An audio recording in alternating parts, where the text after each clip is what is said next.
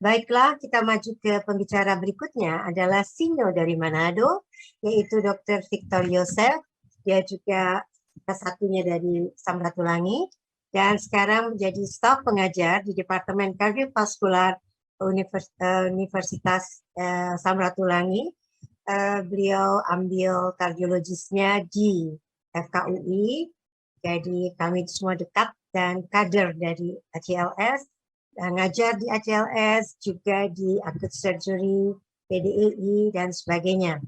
Sinyo Manado ini akan menyampaikan pentingnya perawatan setelah purna ACLS dilakukan. Kita ingat bahwa change of survival itu saling berhubungan, tidak boleh lepas. Dan bagaimana setelah selesai, apakah apa yang kita harus lakukan? Jadi ROSC itu apa dan akan disampaikan dengan jelas nanti mudah-mudahan oleh Dr. Victor Yosef. Kami persilakan Dr. Victor Yosef.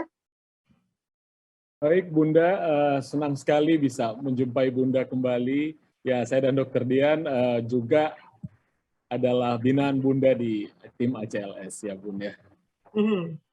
Oke, Bun, apakah suara saya bisa didengarkan dengan jelas?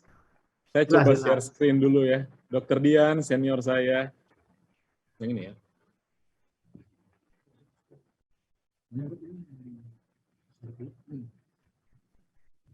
Oke. Jadi tadi Bunda menyinggung sedikit tentang PDEI ya. Jadi saya ingat sekali yang terakhir yang sebelum COVID, Bun, kita sempat jumpa di Bandung ya, Bun ya. Dan Prof. Aryono bilang begini, Bun. Kita harus mengajarkan murid-murid kita, dokter-dokter umum dengan baik, karena bukan tidak mungkin satu saat nanti kita akan menjadi pasiennya. Aduh, itu terasa sekali, Bun. Saya sangat mengingat pernyataan dari Dr. Aryono ya. Ya, oke, baik. What should we do in post cardiac arrest? Oke. Ya, baik. Saya mulai slide yang pertama. Jadi tadi Dr. Dian sudah menjelaskan dengan sangat runut tentang ACLS ataupun BCLS yang paling up to date saat ini ya. Tentu dikaitkan dengan situasi pandemi COVID yang sedang berlangsung sampai saat ini. Dan tentu sejawat sekalian ya, rekan-rekan sekalian sudah melakukan tugas dengan sangat baik. You did a good CPR, you did good disease shock, dan semuanya sudah berlangsung dengan baik dan berhasil dengan baik. Saya ingat dulu pernah zaman residen ya, kita melakukan resusitasi itu kalau nggak salah sampai setengah jam ya. Dan apa malah 1 jam saya lupa. Itu kebetulan adalah orang tua sejawat ya, sejawat di UI juga, pengajar juga. Dan saat ini katanya pasiennya datang ke poli pakai dasi. Saya rasa tidak ada kepuasan yang luar biasa ya dari kita sebagai seorang kardiolog ya atau sebagai seorang dokter ketika kita bisa melakukan life saving dan orang itu bisa beraktivitas kembali dengan baik. Itu unpayable ya. Oke.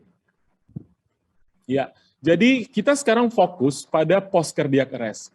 What to do after a good job ya. Return of spontaneous circulation. Sekarang apa yang akan kita lakukan sesudah itu? Sesudah kita melakukan tugas kita dengan sangat baik. Tentunya bukan kita sendiri ya, tapi as a team. Nah, kita tahu ini merupakan chain of survival pasien henti jantung, baik yang ada di IHCA, berarti intra-hospital cardiac arrest, ataupun out-hospital cardiac arrest. Ya. Oke, kita lihat sama-sama. Ini ada sebuah jurnal yang menarik ya, dari Xavier Resuscitation, di mana di sini dari tentu ini dari multicenter ya, dari beberapa negara yang melakukan studi tentang penyebab kematian pada pasien-pasien ROSC. Hasilnya adalah sebagian besar penyebab kematian adalah akibat kerusakan neurologis ya, yang sudah terlalu parah sehingga terapi suportif seperti mechanical ventilation itu harus dihentikan ya. Jadi majority cause of death post ROSC patient adalah withdrawal of life sustaining treatment. Oleh sebab itu pasien yang sudah ROSC itu perawatannya haruslah berfokus pada bagaimana kita mengurangi kerusakan neurologis ya, khususnya pada otak ya, mitigating injury to the brain. Dan tentu ini menjadi satu tugas yang tidak mudah. Nah, ini bidangnya Dr. Dian ya, di intensive care ya. Oke. Kita lanjut di algoritma perawatan post kardiak ya, dari post cardiac arrest dari ACLS healthcare provider. Nah, seperti tugas tadi, karena kerusakan neurologis memiliki proporsi besar terhadap kematian pasca ROSC, maka pada fase stabilisasi awal, penanganannya ditekankan untuk bagaimana kita mencegah kerusakan otak yang lebih lanjut, gitu ya, progressive brain damage-nya itu. Ya, kalau kita lihat sama-sama di sini ya, dengan manage airway, manage respiratory parameters, dan manage hemodynamic parameters. Nah, langkah-langkahnya berupa yang tadi itu, dan ketiga parameter ini sebenarnya sudah ditangani sejak awal dari henti jantung ya. Kita tahu bersama bahwa pada saat henti jantung kita sudah melakukan manajemen airway, kita manajemen respiratory dengan pemasangan ventilator mungkin kalau memang sudah dilakukan, dan manage hemodynamic parameters. Itu sudah kita lakukan pada saat henti jantung, dan tinggal bagaimana kita melakukan maintenance ini sesudah ROSC ya. Oke, berikutnya manage airway ya.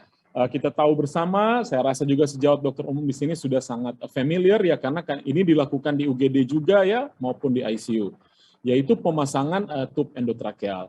Kita buka, kita jaga patensi jalan nafas dan melindungi itu ya, manage airway ya. Tetapi bila misalnya belum terpasang ETT-nya, karena kadang-kadang tidak semua tentu kita bisa melakukan pemasangan itu dengan lancar ya. Dan pasien misalnya sudah keburu ROSC, maka sebenarnya dapat tetap dipertimbangkan pemasangan ETT ya. Karena kita tahu bahwa prinsipnya adalah open, maintain, dan protect ya. Tentu dengan berbagai pertimbangannya. Itu akan dikonsulkan ke sejawat kardiologis intensivis ataupun intensivis anestesiologis. Nah, pada pasien-pasien yang henti jantungnya hanya singkat dan langsung ROSC, biasanya pasiennya mampu bernapas dengan normal, ya, sehingga tidak membutuhkan pemasangan ETT. Kemudian sesudah itu jangan lupa untuk kita mengatur atau menjaga parameter-parameter respiratori ya. Bagaimana kita mentitrasi oksigen sehingga saturasinya mencapai 92 sampai 98. Nah, ada juga yang sumber lain bilang 94 sampai 98. Nah, saat awal ROSC biasanya kita akan atur FiO2-nya pada settingan maksimal yaitu 100%. Kemudian kita akan titrasi bertahap sampai pengukuran saturasi oksigen secara akurat dapat kita lakukan. Atau bisa juga tentu melalui pemeriksaan astrup ya, atau analisa gas darah seandainya di tempat sejawat punya fasilitas itu ya. Karena kita paham juga ini mesinnya tidak murah ya, jadi tidak semua punya. Nah, kita bisa melihat PaO2 itu dengan target berkisar 75 sampai 100 mm raksa. Nah, kita bisa mulai dengan ventilasi 10 nafas per menit ya. Jangan juga kita hiperventilasi ya, karena kalau kita terlalu hiperventilasi, PaCO2-nya itu akan turun, sehingga terjadi vasokonstriksi pembuluh darah di otak. Nah, otomatis itu akan memperberat hipoksia dari otak. Nah, PaCO2 ini kita pertahankan dalam rentang 35 sampai 45 mm raksa. Berikutnya, bagaimana kita menjaga parameter dari hemodinamik ya, RW-nya sudah berikutnya adalah hemodinamiknya. Kita tahu bahwa kita perlu mempertahankan systolic blood pressure itu lebih dari 90.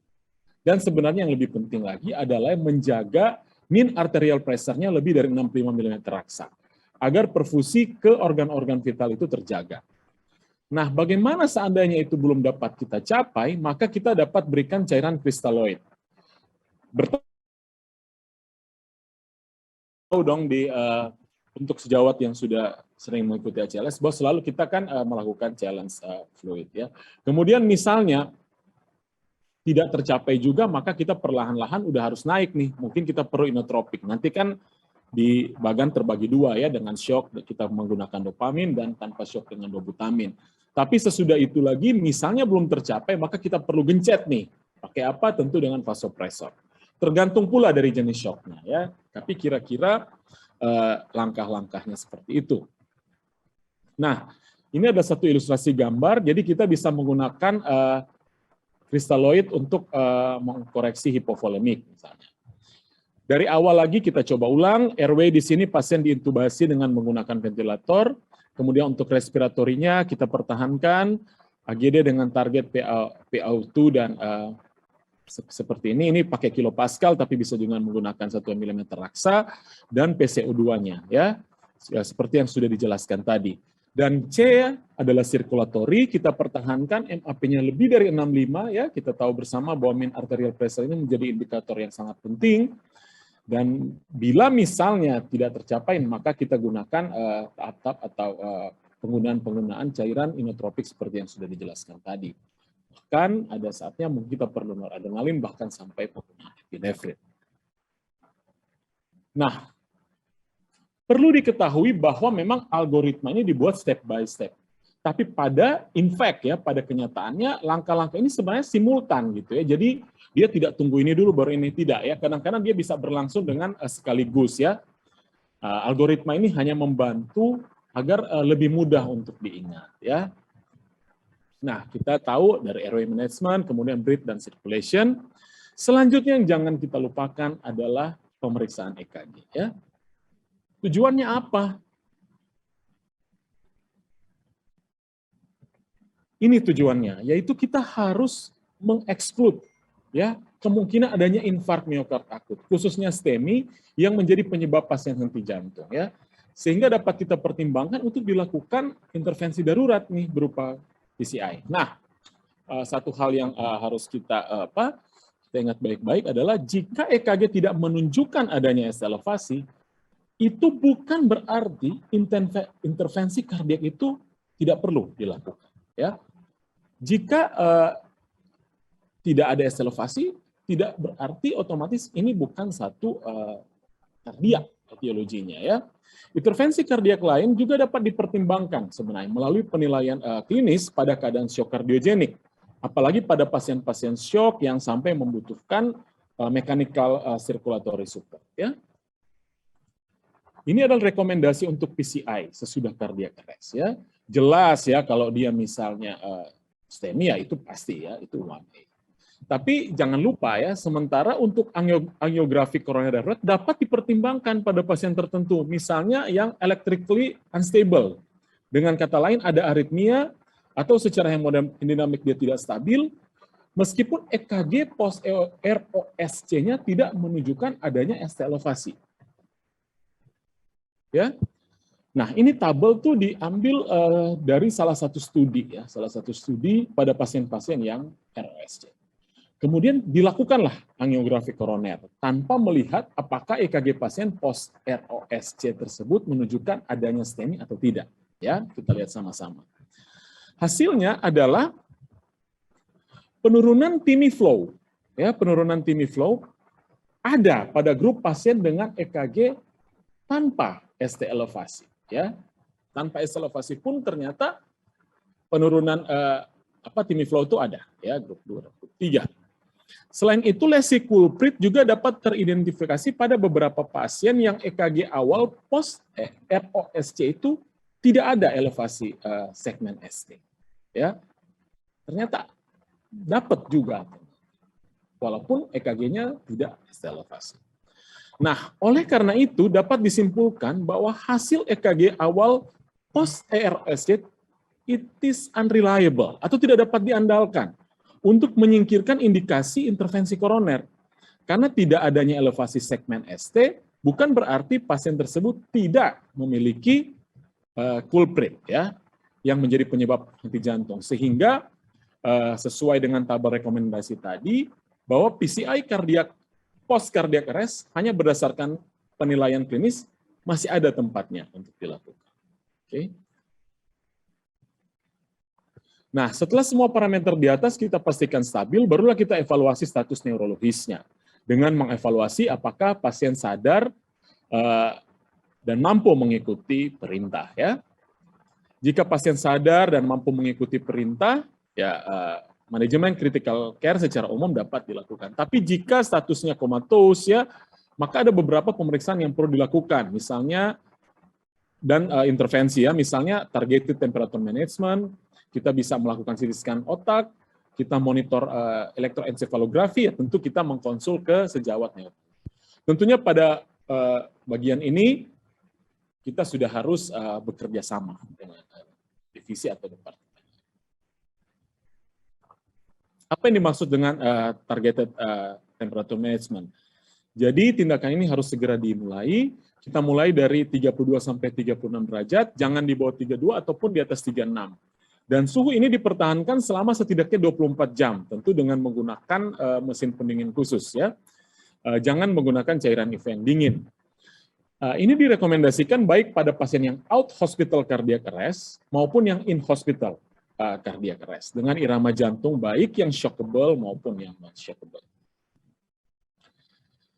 Ini adalah satu studi mengenai targeted temperature management pada cardiac arrest dengan irama yang non shockable, ya. Tabel ini menunjukkan perbandingan karakteristik outcome neurologis pada pasien yang diberikan terapi hipotermi dan normotermi. Penilaian neurologisnya menggunakan CPC score dengan range 1 sampai 5, dengan skor yang makin tinggi menandakan derajat disabilitasnya yang makin berat. Hasilnya adalah CPC skor 1 atau 2 pada hari ke-90 lebih banyak ditemukan pada pasien-pasien yang diterapi hipotermia dibandingkan normotermia. Jadi TTM ini berpengaruh baik pada status neurologis pasien. Nah, tadi dikatakan suhu tubuh pada TTM dipertahankan pada range 32 sampai 36. Mengapa demikian? Apakah semakin hipotermi semakin baik? Studi ini membandingkan TTM pada pasien dengan suhu 33 versus 36. Ya. Hasilnya tidak ada perbedaan bermakna baik dari segi probability of survival maupun fungsi neurologis pada kedua pasien. Jadi intinya tetap harus berada di range 32 sampai 36. Bagaimana dengan manajemen kritikal yang lain, ya? Tentu harus dilakukan dengan mempertahankan normoksia, normokapnu, euglikemia, ya. Jangan lupa manajemen gula darah juga menjadi sesuatu yang sangat penting. Monitor IEG dilakukan pada pasien dengan koma. Ventilasi mekanik juga dilakukan dengan tidal volume yang aman berkisar 6 sampai 8 ml per kilogram ideal berat badan agar tidak merusak.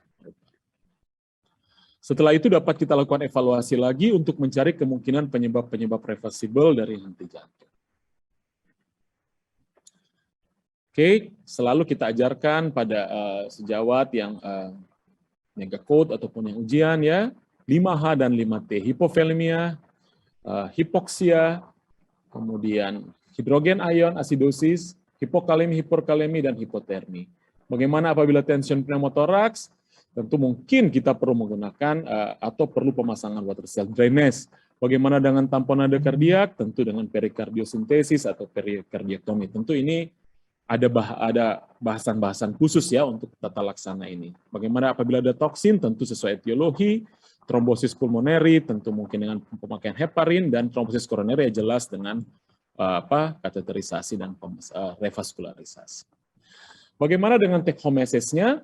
Post-cardiac arrest care is an important component in cardiac arrest chain of survival.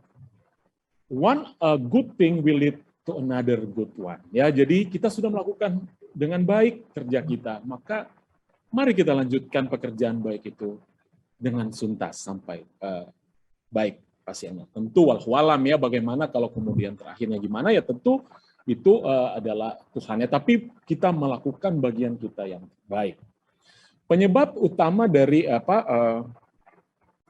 kematian sesudah ROSC itu ternyata neurological injury, ya, dari jurnal-jurnal terbaru, dan penting sekali bagi kita untuk mitigasi injury dari otak. Mari kita bekerja sama dengan rekan sejawat neurolog. Dan ketidakadaan STEMI pada EKG tidak otomatis menyingkirkan penyebab koroner. Kita mulai targeted temperature management sesegera mungkin, apalagi mereka yang masih kesadarannya belum begitu baik, apalagi pada level komatos sesudah ROSC. Dan selalu ingat 5H dan 5T untuk mengevaluasi dan men-treat penyebab yang reversible dari cardiac arrest. Terima kasih, Dr. Jeti, silahkan.